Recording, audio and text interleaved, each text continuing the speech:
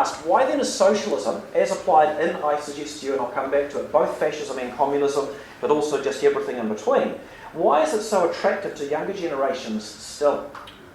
And I suggest to you the reason is because it's a bit like a midlife affair. It's when you're suddenly not so attracted to your wife, or she's not so attracted to you, and she finds someone who just looks a bit younger and a bit more exciting, and they walk away.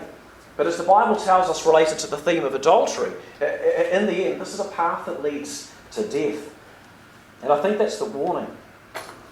You see, once we're dissatisfied with something, if we think that heaven on earth is possible, that's called the utopian dream.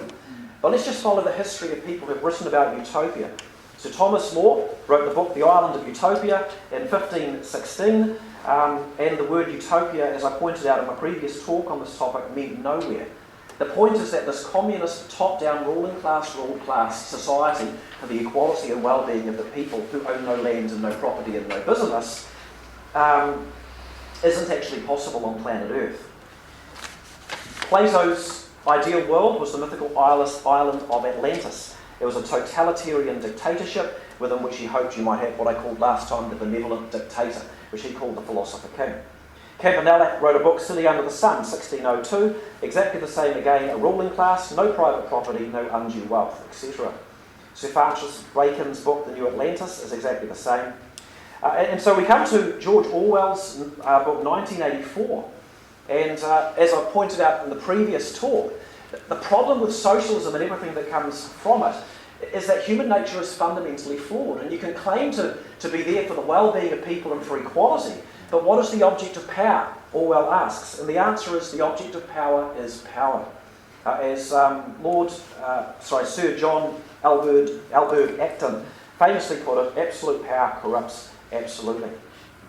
William Harrison, 1841, the love of power is a dominant passion. Like the love of gold, it becomes insatiable.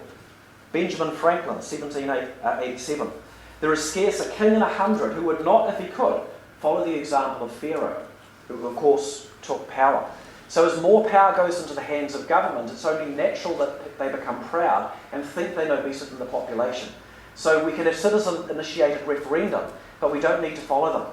And we can watch the party on the left do it, but then we can watch the party on the right do it in our own history. As they all begin to realise that they're in power. They're voted in to represent their people, but actually once you've voted me in, I don't have to vote on topics now as you want me to. You voted me in, I get to vote on my own conscience, not yours. They cease to be representatives of the people, because power corrupts. So we end up with a democracy that's actually a democracy one day every 3 years. This is very quickly where New Zealand is going. Governor Patrick Henry at the 1877 Virginia Conference to ratify the US Constitution. Can the annals of mankind exhibit a single example where rulers, overcharged with power, willingly let go? A willing relinquishment of power is one of those things human nature never was, nor ever will be capable of.